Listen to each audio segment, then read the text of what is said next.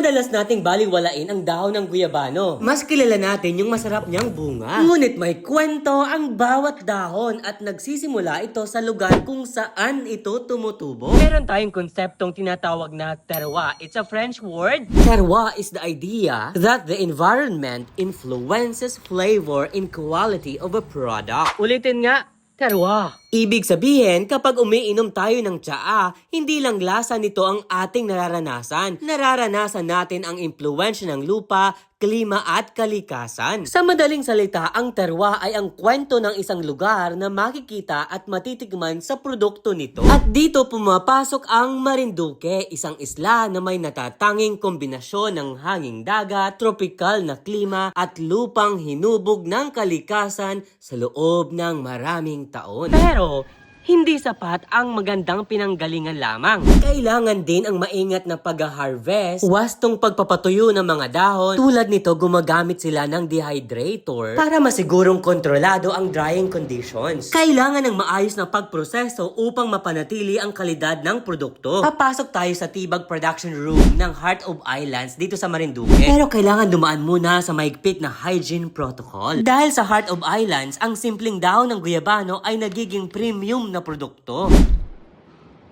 Gusto ko rin yung mint. Tandaan, nakagaganda ng buhay ang may alam.